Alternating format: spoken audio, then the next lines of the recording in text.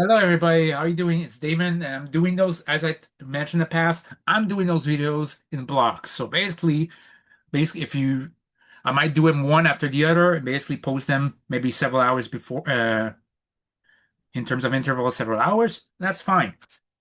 As I mentioned in the previous videos about my top opening scenes in movies, I want to talk about something less positive in movies. It's about sequelitis. Now, true form. There's a lot of sequels I love. I love Godfather 2, not as much as the first one, but still. I love Dark Knight Rises. That's one of my favorite trilogy. I love Empire Strike Back and Return of the Jedi, the original Star Wars trilogy, and of course the Lord of the Rings trilogy. I also love Toy Story 3. There's a lot of sequel movies that actually get it right as sequels.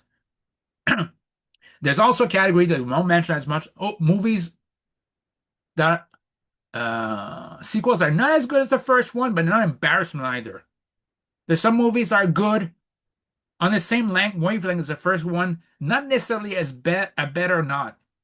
I mean, Beverly Hills Cop 1 and 2 are same league, and Beverly Hills Cop 3 is not. But Beverly Hills Cop 4 Axel F, I'd say it's not as good as the second one, but it certainly is better than the third one. And it's the same wavelength as the second one to me. But it's not as better. Beetlejuice, last year. I prefer the first one, but Beetlejuice was no embarrassment, was very good. It was the same length wavelength as the first one. You know, not because the movie is not as good as the original, it's necessarily a bad thing. Some sequels are just okay, they exist. Anchorman 2, the first one is a legend. Second one is good, neat, not an embarrassment, just it exists. But you could see it as a companion piece of the first one. And then there's sequels that basically some of them can be disappointing, but they're not bad either. I'll grant you some movies that I feel like a disappointment, but I don't think they're bad. Scream 3. It's a disappointing sequel. I'm not gonna say it's a bad movie. It just happened to be the least good of the bunch, but it's not honorable. Like least good and bad is not the same thing. I mean, X-Men 3, you could classify it because it's not that good, but I say it's not even the worst of the X-Men movie. It's not even the worst movie that includes the Dark Phoenix saga. I'll just say that. Because at least it went very fast, and had some good acting from Hugh Jackman. For Kelsey Grammer was very good as Beast, and Ryan McKellen. So yeah, even Blade 3, I can't bring myself to say, okay, I can't say that easily it's the worst of the three, that's for sure. But it's not to me like at least it has better CGI than the first one. The first one CGI, look at it back now, it looks worse the CGI of the first one. It aged badly, but it's still a good movie. But Blade 3, there's a good thing. It just so happened that the Blade movie, it's like Blade's the foreground, is the background a lot of times for the it's the Daywalkers. The group with Ryan Reynolds as Annabelle King that seem and Jessica Biel that takes precedence. But I can't hate this movie, especially because the Reza Fatal song at the end. That's right. I love Reza. I love Wu-Tang Clan. I cannot put it on that same length. I'll give you my to me and the last part of the sequels are worst sequels that basically are so bad that just thinking about them makes you think, how could they go from a 9 out of 10 to what? Minus 3 out of 10. Sorry. And that to me is the essence of the worst sequel. It's a flawed movie that kind of scrap plans for sequels or had disastrous effects on the series. A movie that makes you watch the first one and say, couldn't I just end it there? Didn't we say everything we need to say in the first one? Why was there a sequel? That to me is a disastrous sequel. It's not a bad sequel. It's not a sequel that necessarily gets less money, but not too bad. Batman Returns is basically not a bad sequel. I can say this. I'm not going to put it on that list. How dare you? That's Batman Returns can get as much money for this because parents thought was easier to blame the movie than blame themselves on bad parenting. Or it was easier for McDonald's to blame Warner Warner Brothers and Batman. Why not blame themselves and not demand an earlier cut the movie before they do the merchandise? Or Warner Brothers because they didn't bother saying Tim Burton, well, Tim, there's things you can't do and there's things you can't do. Now we give you complete creative control. I mean, if people gave Hulk Hogan complete creative control and then he said that doesn't work for me, brother, I'm not gonna badmouth Hogan. I'm gonna badmouth the company that let it happen. You're gonna badmouth basically a waiter, basically says the policy of a restaurant is ABC. You don't blame the waiter, you blame the restaurant. People think they're so smart getting on the waiter or getting on this. No, you're not smart. You're just enticing people not to deal with your BS. But to me, a bad movie is a movie that not only this, to me, it warps my doesn't just destroy the series. It doesn't just make me feel like how could it go so bad. It makes me actually have negative effect on my remembrance of the first one, or my love the first one, or the one before it. Okay, in some case, that's to me a worse sequel. So movie sequels that makes you even doubt your love for the first one, or the one that came before it. So I have 16 there because there's many movies or sequels I could say aren't that good, or some of them suck, but I could basically ignore it. And there's some I can't. There's some actually make me feel why they continue. For example, Thor: Love and Thunder. That's an honorable mention because is there still some moments are funny in the movie, but it's like, oh, a joke is mildly funny. Let's repeat 7 million times. The screaming goats. That's totally not 2007. That's not totally like Taika Waititi didn't do it with Vince McMahon and saying, "Hey, it makes me laugh, so it makes everybody else laugh." It was funny once. Grow up. You can only do one style of movie. I don't know. And lo and behold, not just this, but you wasted Christian Bale. To me, it's a very big sin. Christian Bale, every time he's on scene, every time he's on screen, he's game. He shows to be a great villain, and every time he does something monstrous, they say, "I can't wait for him to get his." You go to Thor doing something stupid. You didn't see this in Dark Knight trilogy. You saw the moment that the Joker or Bane did something monstrous, you show Batman or show somebody doing something in order to try to resolve the problem. In this case, you didn't. So yeah. And another critic is like, if it was the intended last piece of the puzzle, the intended last part of a series, I might actually have more lenience on this. I mean, Indiana Jones 5, I wanted to actually, no, sorry. There's some movies that would actually be easier on it if it was supposed to be that way to end the series. Some, not all. So I'm warning you, some like one or two movies might break that rule. I already thought about the American Psycho 2 with Mila Kunis, which I basically was useless and tried to undermine. But it was straight to video. That's all. It was a sequel that was straight to DVD that nobody saw. So that's the reason I don't want to put in that list because it's like if it wasn't theatrically released, I would have put it on there, but it's straight to DVD, so we can basically ignore it. And basically, the original author basically ignored it anyway. So it's non-canon. I put Jurassic World Dominion, but that would imply that Jurassic World Fallen Kingdom was some masterpiece, what it wasn't. Jurassic World 1 was a very good movie. It was the best one since the first one. But Jurassic World Fallen Kingdom, not like it felt like a B movie. It felt like the acting, it felt like somehow, somewhere, it felt like a B movie in terms you took actors who weren't as good with great effects. It felt like a B movie, like a independent movie or straight to DVD sequel with actual good actors. That's what it felt like, and with a budget. And again, the Callie at the end made this the clone thing. It's like she just became infuriating. The third one, they tried to build up. Oh, she actually helps people. Well, yeah, but she created a problem. It would have been powerful if she sacrificed herself, just like the scientist lady in Deep Blue Sea. It would have been powerful. So yeah, I would put an honorable mention because again, it didn't undermine my love of Jurassic World or Jurassic Park. Coming to America 2, seeing basically I thought it was ridiculous that in Coming to America 2, uh,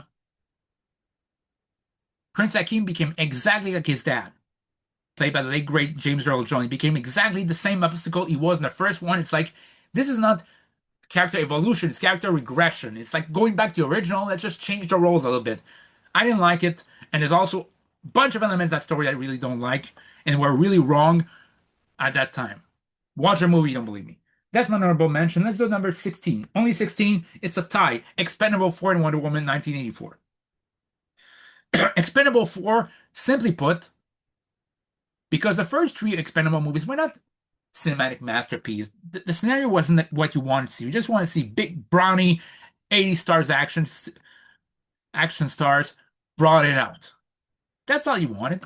And that's all it needs to be. The first one's still the best. The second one's good. Third one, it's PG-13, but I love it. I think it's either maybe the greatest villain of that franchise with Mel Gibson playing it. The fourth one felt like not just straight to DVD. It felt like no budget for anything. It felt like, where did the budget go? It felt very insulting. Like it's like basically it's like a straight to DVD, but we're contractually obligated to do one more. That's how I felt. And nothing against Megan Fox, but for her being the leader, the new leader of the Expendable, it's like she felt like the odd person out. And it could show that Sylvester Stallone did not want to come back for the movie because he only came in for basically a glorified cameo. The effects were bad and deserved to bomb. Wonder Woman 2 did not deserve to bomb, but at the same time it bombed. Why? Because it was at a time where movie movie theaters were shut down. So it doesn't really, I wouldn't say it counts as a, it doesn't count in terms of this. It's not responsible for Warner Brothers losing money. It's not, doesn't have that responsibility. What it does have responsibility is a bad script, a bad story. Wonder Woman, the first one, is my favorite superhero movies ever. That says something. Second one felt like Superman 3 and 4 at the same time, but replace Christopher Reeve Superman with Wonder Woman. That's how it felt to me. I don't know about you guys, but it felt like Max's Lord, played by the ever-present Pedro Pascal, felt like basically the Webster villain in Superman 3. That's how it felt to me. It felt the same generic stuff. I don't care if it's in the comic Maxwell Lord. That's how it felt across to me. And Kristen Wiig, the always capable, ever capable Kristen Wiig, who can be adaptable for comedy or drama, was very funny. And she tried her best. Like, I just believe she could really play Cheetah. But the script gave her a bad version of Cheetah when Kristen Wiig deserves better than that. And Gal Gadot, people can complain about her acting range. For Wonder Woman, she's perfect what she need to be. But again, she felt cartoony rather than basically the warrior woman she was in the first one. She's not here. Here, she felt very cartoony. And let's not get into the Chris Pine return. Let's not get into this. That's number 16. Number 15, The Next Karate Kid. I was wondering if I should pick Karate Kid 3 because I felt like Daniel Russo regressed in that, but because of Cobra Kai, it's safe. If it wasn't, it'd be the one here. Because I felt like Daniel LaRusso completely regressed. He went from a tournament that he won, Karate Kid 1, the second one, he fights Chosen, and through the love of Kumiko and Mr. Miyagi's, is it a mentorship, and Daniel's basically general good in him, he won. And he spared Chosen. And he wasn't a tournament, he was basically in a life or death situation. After all of this, what happened in Karate Kid 3, in which case he only had to fight one person, Mike Barnes. He refused at all costs and even came up as a kind of a coward. He joined Cobra Kai unintentionally, but kind of intentionally, only for the end, basically, to fight one fight after Mike Barnes went through an entire tournament. It felt like an eel win. It felt like Daniel LaRusso was kind of the eel, and Mike Barnes was basically like a anti-hero, if you call it like this. I mean, it's like finding a gauntlet match. Imagine wrestling for eel wins to an entire gauntlet, beating 5 guys, and then the last one is the face, and the face wins. He doesn't seem like such a face. He seems like a face coward. And then you don't see him. You don't see him in the third one. He's basically in college. You see next Karate Kid. Hilary Swank, awesome actress. $1 Million Baby, one of the best movies it could be. It doesn't matter the fact that the script was bad here. And honestly, our character came off as whiny and unlikable for most of it. And it's up to Mr. Miyagi to carry the movie. And he's great. He's great when he's serious and sometimes comedy. But this movie was way too much comedy for the character. The character basically made it seem like there's no balance of comedy and action. It just was comedy, straight up comedy, and a bit of physical comedy, which I felt like did not need this place. Let's not forget that Pat Morita was nominated at the Academy Awards for the first Karate Kid. And as he deserved to. But in this case, he took his character, they took his character and nearly turned him into a semi-joke. I didn't like that. So it's a shame that he didn't see Julie Pierce and Cobra Kai, but at the same time, why should he? And why should she? And she shouldn't have a sad ending like being Tori's mom. She deserved better, so at least she had a good ending there. That's 15. 14, G Glass. Yes, Glass. The sequel of Unbreakable and Split. Unbreakable wasn't the best movie in the bunch, not the best super movie by a mile, but it was pretty good. A good follow-up to Sixth Sense. When M. Night Shyamalan actually had it. Split was great with a person with 24 personality, including the Beast, but Glass pretty much crapped the bed. Like you think something bad, good's gonna happen, there'll be a showdown at the end, but there's not. I mean, led up to basically Bruce Willis' invincible character getting killed off by an extra, a glorified extra, when he gets dumped his head into a small pot of water that nobody else would drown in, but he did. The split personality of Kevin, who you think is gonna be impervious during that split personality, actually gets shot and get killed. And Mr. Glass is fragile and gets killed. All of these characters were pushed aside for Sarah Paulson to be the new bad guy that everybody knew in the trailer was going to be here. One of the worst kept secret. And even then, in 10 minutes, she gets her efforts gets thwarted. You crapped on a would-be trilogy, and if that actually landed spot, if Glass landed, it would have been a great superhero trilogy. But that's not only did it not land, it crapped the bed. Number 14. 13, Hangover 3. What is it with Todd Phillips and his hatred of sequels? This guy should not be allowed to write any sequels to any movie he ever does. I mean, Hangover 1 is awesome. It's excellent. Hangover 2, it's kind of funny if you really look at this, as in, it's basically repeat the first one, just different scenarios. And the only saving grace of this is the movie acknowledged that it's just this repeat of the same thing. But the third one, it's not that funny. It's like the director was it's like came in with an attitude. It's like, I don't want to come sequel. Why does Warner Brothers, who pay me for a contract I signed to do a third one, want me to do a third one? You signed a contract, dummy. And then you do the sequel, and it's like, apart from the giraffes in the beginning, everything on the movie, it's like, it felt like so forced. It felt like I want to do something else, but I don't want to do something else. And I'm thinking, why can't you just do a comedy, end it there, and then the trilogy? It doesn't. All the characters felt worse off for having gone through the gauntlet of the third one movie. That's how it felt. For 12, Superman 4. Look, Superman 3 isn't the best of the bunch, but it was a Richard Pryor movie with Superman in it, and it still makes me laugh, and it still has a Superman scene. So I'll spare that one. But I'm not sparing Superman 4. Just an awful movie, and it's like they didn't bother to put in more money for the special effects. Like I know it was a Canon Productions, but it's like it's Superman. The first two movies make bank. Why can't you make more? Basically, give more money for that movie? No, you didn't.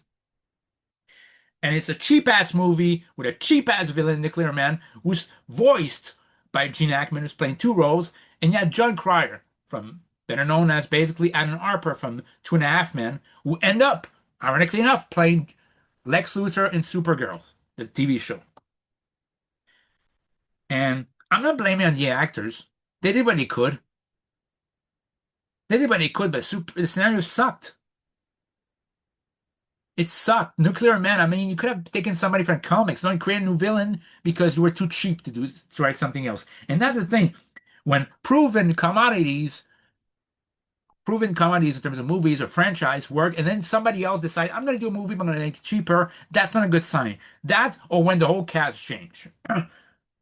Which is a tie for number 11 because they came out the same year, 1997. Both Batman and Robin and Mortal Kombat Annihilation. Look, Mortal Kombat Annihilation, the first, and Mortal Kombat 1995 isn't great looking back. It was cheesy fun, but it still respected the franchise. Liu Kang, played by Robin Shou, was played well.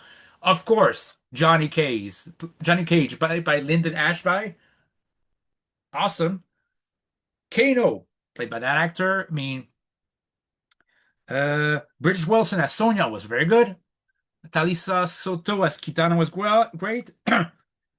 Christophe Lambert as Raiden. It's like you knew what to play it straight and make play in as a joke, but I really like his rating. Imagine our surprise when they changed everybody but two people in the cast. Apart from Liu Kang and Kitana, everybody else changed. Director changed, and we're gonna put on tons of people from the second one, third one, without much explanation, and it's gonna be an hour 40 minutes. And by the way, the effects are bad, and the lines are bad. I mean, Sindel's introduction, too bad you will die, or this is glorious. Shao Kahn, the actor playing Shao Kahn, has to unveil his face every time and then. Ryan Bates keep masking like in the games. The bad transformation animation animalities. If you're watching a movie to be laughing out loud, you wouldn't laugh out loud 97 when you paid a movie ticket. But if you watch on streaming, prepare for a good time. Prepare the popcorn, put some lots of butter in the popcorn because you're gonna laugh out loud.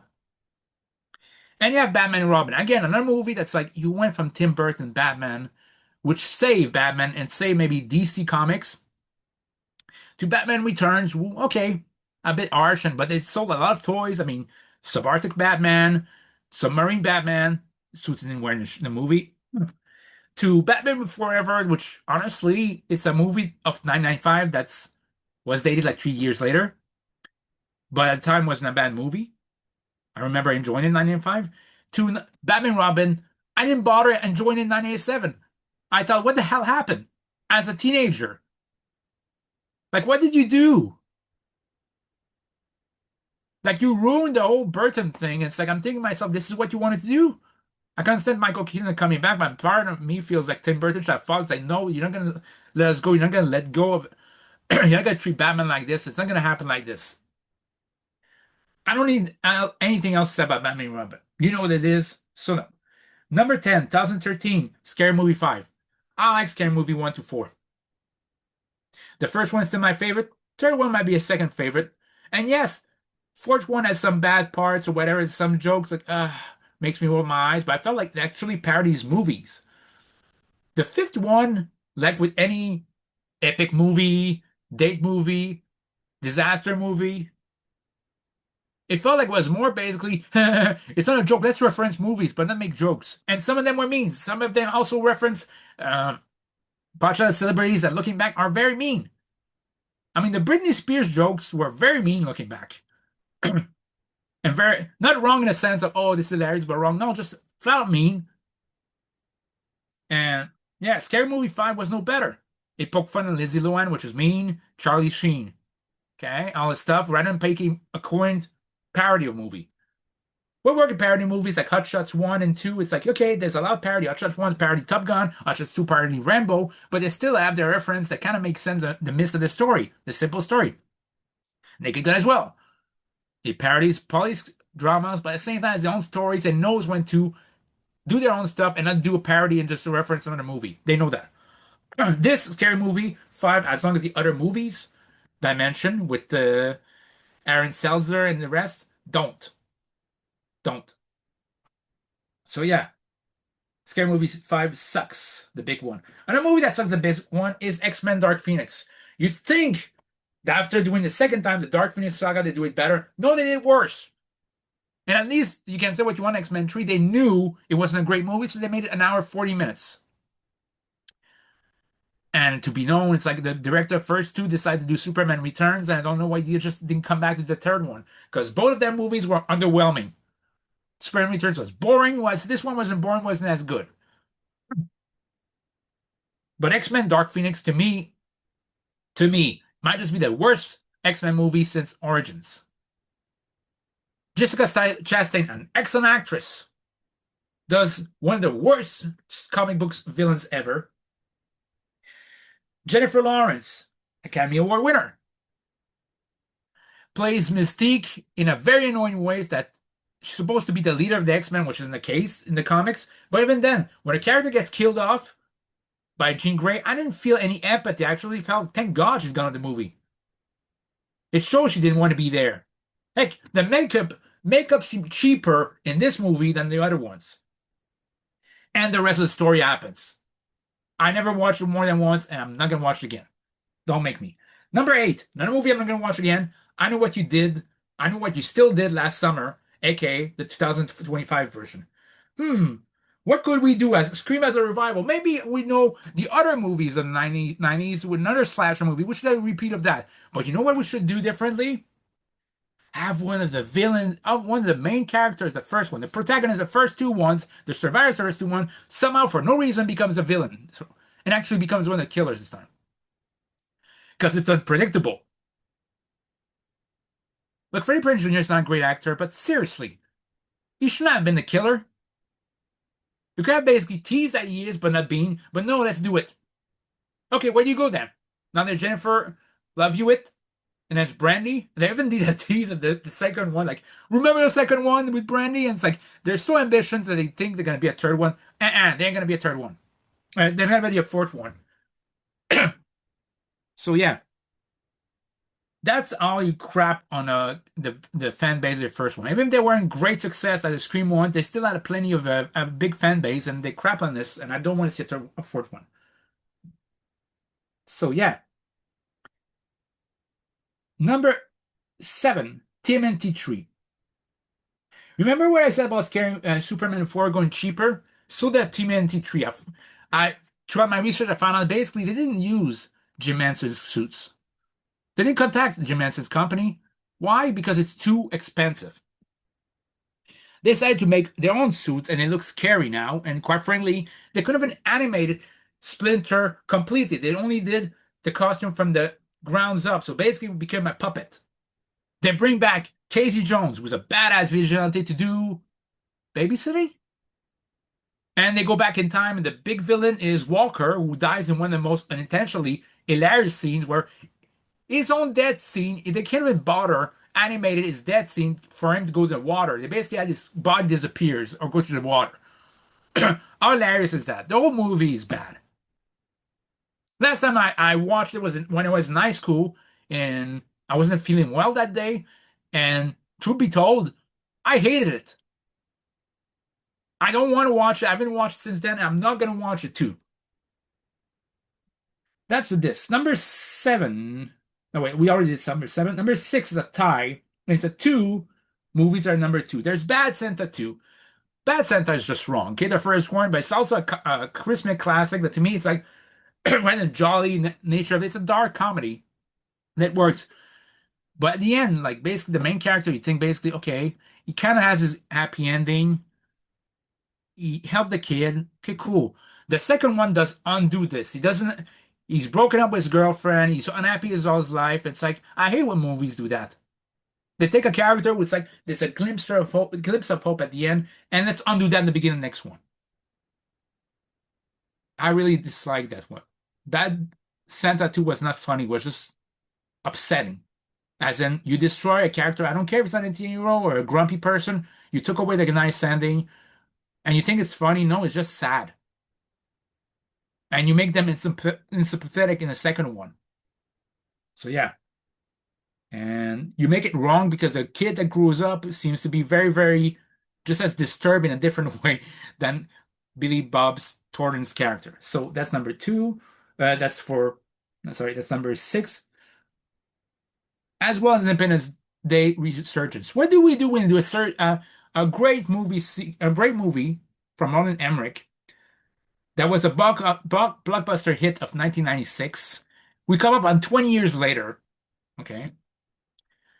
Robert Loggia, I think it's one of his last movie appearance from Rest in Peace.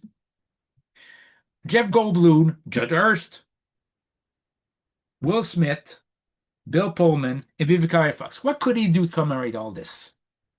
First of all, we acknowledge the wife of Jeff Goldblum's David character died. Wow. We have Vivica A. Fox, now a doctor, die when she tries to reach an helicopter after 2-3 minutes in the movie. We have Will Smith, Stephen Miller's character, die off screen before this in a viral marketing stunt for the movie because he was contracted to do Suicide Squad. Not basically saying, hey, you know what, we're going to delay the shooting a movie for him to release a scene or do his scenes later. No, they don't even do that. They don't even bother to do that. And Bill Pullman's character, rather than be happy being the former president, all he is he suffers of PTSDs, and through all the movie just scream across us, he's going to sacrifice himself to help each other, right? So all we have left, all the main characters we have left from the original is David and his dad. And since they realized that, they realized they killed off a lot of originals because Robert Loggia was just there for an appearance. They tried to make it Legacy Son. And by Legacy Son, it's like, let's have Liam Hemsworth. Because guess what? Liam Hemsworth, aka the lesser of the two Hemsworth brother, it's like the moment he's on screen and tries to replace something, it's not good. Right, Witcher fans? But in this case, it's not his fault. It's just let's have a legacy character, and the guy who does A-Train from The Boys plays the son of Will Smith. But the thing is, Will Smith didn't die on screen. He didn't give him identified death. And you bring back Brent, aka Brent Spiner, I think, the guy who does Data from Star Trek, was supposedly killed in the first one, but supposedly went into coma. And he comes out of the coma. He doesn't have muscular atrophy. He's just fine. He's just cognitively aware from everything. He doesn't have any consequence whatsoever. And at the end of the movie, he says, "We're gonna go to their planet," like a sequel bait. Might just say to be continued or not. This movie took away the Independence Day that I love and give me no incentive to want to watch it again. Unless if I were to watch it by Independence Day researchers just to trash that DVD. That's the only motivation I got. But that's number six. And number five is the fifth one in the series and the last one, Indiana Jones and the Dial of Destiny. Remember when I said that if it's the last installment, maybe I'll be of a series, maybe I'll be less harsh. That's the exception. I mean, Indiana Jones and Kingdom of Crystal Skull wasn't great, but I didn't feel like crap on Indiana Jones. It's just a new dimension. Indiana Jones as a father. Indiana Jones, maybe he's going to rekindle the love he has with Marion Ravenwood. You could see that.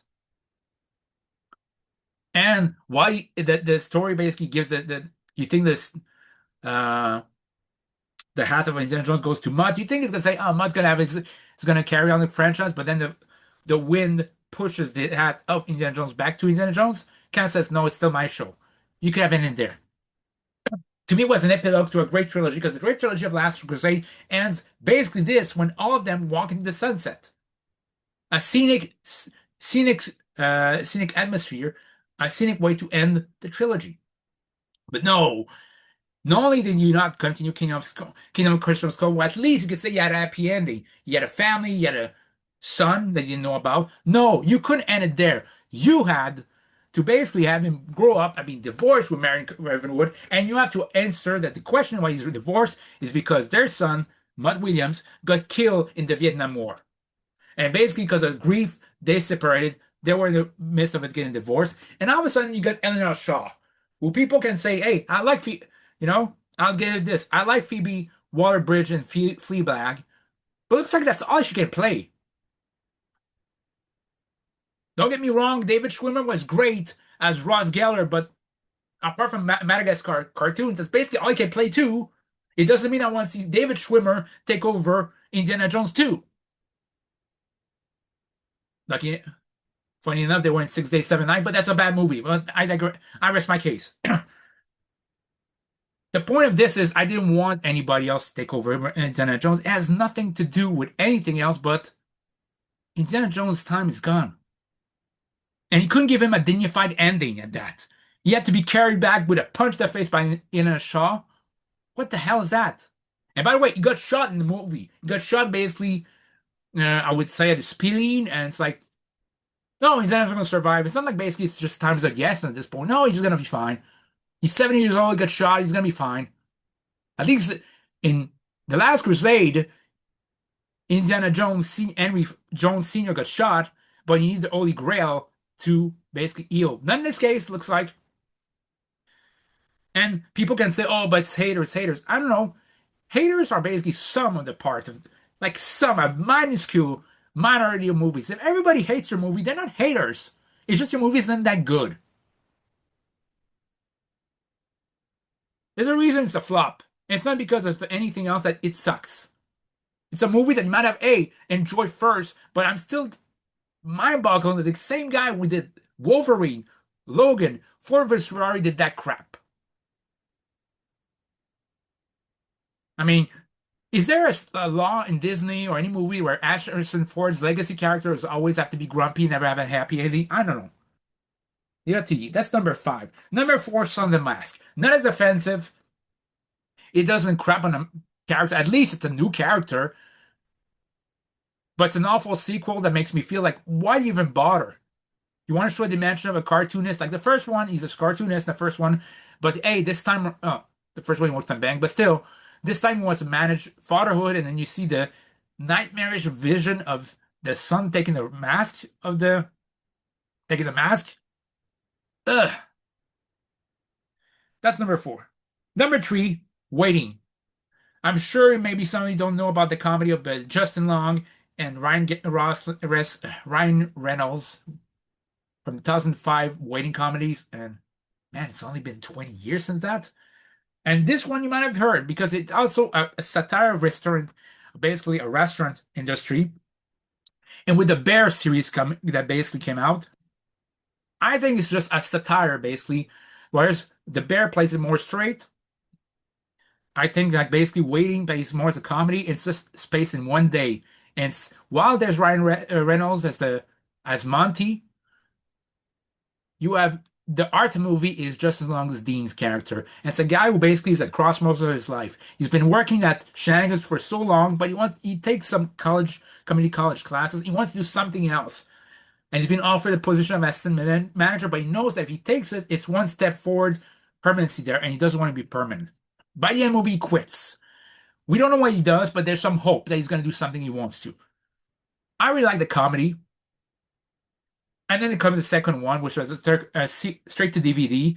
And the reason why I hate it, it's not because of straight to DVD. By itself, you can say straight to DVDs are not canon. But at the end of the movie, they talk about Mr. Anderson. Mr. Anderson is, I think, the manager of all these. And it's revealed it's Dean himself. Because he never mentioned the first one, what his last name is. Dean comes in, and it's revealed all the misadventures he had since he left there. He went to college, I think, grew up out, became a pill popper. He hurt himself, and then basically slithered back in that job. And it's like, it's depressing. I know it's a comedy, but you left no hope for that character. And I really don't like when movies do this.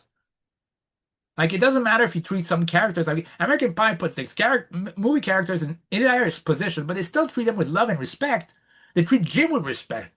He's an awkward, bumbling kid, but guess what? He's a loving father. He's a faithful friend, faithful partner, and he stays true to what he is. Kevin, you know, he was faithful to Vicky and never shied away from this. And even when basically at an American reunion, they're no longer together, they're still friends. He doesn't try to basically shield his wife. No, he stays with his girlfriend. He stays with his girlfriend, his wife, but he still remembers that Vicky, he had a past with Vicky and wants to basically treat her right. Oz and Eder, Finch, Stifler is treated with respect. Still waiting, please. None of that. No respect their characters. That's a huge turnoff. How do I follow this on number two? I don't know. Take a great Christmas movie that ended up being a second great movie. Then afterwards, add a third movie with Samuel Jackson, Jeremy Irons.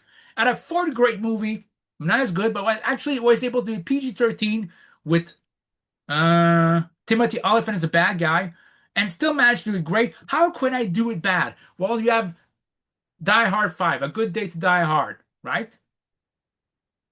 Oh, no, sorry. Yeah, A Good Day to Die Hard, sorry. And it's like, that's the beginning of Jai Courtney push in Hollywood, you know? Any movie you saw Jai Courtney be a push, apart from the one this year, the our movie this year, it pretty much says it's gonna bomb. It tried so much to shove Jai Courtney as a son of John McClane, and of all the Die Hard movies were only 2 hours, this one was an hour 20 minutes. Like they knew it sucks. They knew it was a stinker. And sadly enough, I would have liked to see Die Hard 6 fix all of the bad stuff in the movie, but it's not gonna happen. It's an horrible movie. It left an horrible taste in my mouth, and I pretend that the franchise ended at 4. Thank you very much. Now, what could be number one? I thought that basically in the last video, the best movie openings, there's not that many anymore. There's still some, but I don't find myself like the first thing catching you on. Where here's the thing where I switch, just like Roddy Piper. Every time you have the question, every time you think you have the answer, I change the question. Because this one's a recent movie, dating last year, and that's Joker 2, Folie à Deux. This movie is an abomination. It's an affront. Why? Did Joker 1 need a sequel? And if you're gonna do a sequel, do it with respect or don't do it at all. This movie had none of this. Joker 1 could have ended as an ambiguous movie, and that's fine. Not every movie needs to be 10,000 million hours long. Not every movie needs to have 17 sequels. The first one ended well, and in a way, Joker found his place in life. He didn't need to have a continuation of that movie. And if you ever want to go there, if you want to be more ambiguous movies lover, if you're more of an ambiguous any movie lover, the whole movie could have been his head. The whole movie could have been an destination before he dies. He could have basically when he goes in puts himself in the freezer, could have been basically freezes to death, and that's a destination the rest of the movie. Many movies, many interpretation of the movie were great. This one, it's like Fleck gets tortured from beginning to end. He doesn't have any catharsis. None at all. Harvey, sorry. Harley Quinn betrays him, and it's pretty much seen as hey, here's a woman, here's a romantic interest who turns on him. He gets brutalized by the guards of the prison and even again killed. Oh, by the way, make it a musical. Okay, by the way, make it 2 hours and a half.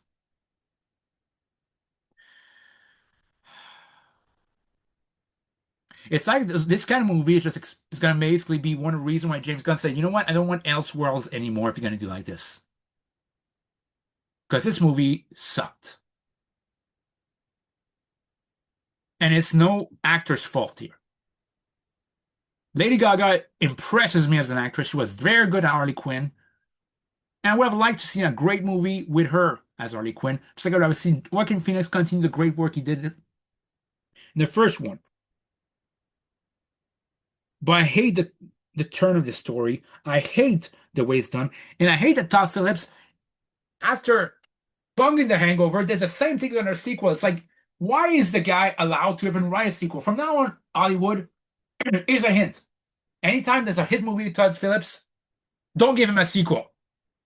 That's how he turns out. That basically sounds like passive aggressive, like, I don't want to write this movie, so I'm going to bomb it. I mean, what has he done since 2019 anyway? Seriously, what has he done? You want to write a bad movie about somebody like, okay, create about some character you create, fine, do so. Bumbuggle something you create actually, despite your best instincts, actually worked. To me, that's a worse sequel. Okay? Movies that just think about it makes your blood boil, thinking that, hey, you know what? It could have been much better, and we got this steam pile of crap. Fantastic Four 1. I could have said Fantastic Four 2015, but it's not a sequel, it's a remake. But Fantastic Four 2007, that's bad. But it's in the same league as the first one. So it doesn't count there. It's like, okay, it's disappointing, but the first one wasn't that good, so what do you expect? Even some Saw movies, it's like, what do you expect? But these ones are very, very, to me, movies that are flat out, dare I said, offensive. Offensive to all tastes. So let me know if there's other movies that offend you because they're so bad in the comments below. And yeah, they have to be bad. Not bad pleasant. Not bad pleasant. Just bad. Let me know the comments down below. I'm going to rest my throat now. Thank you. Bye.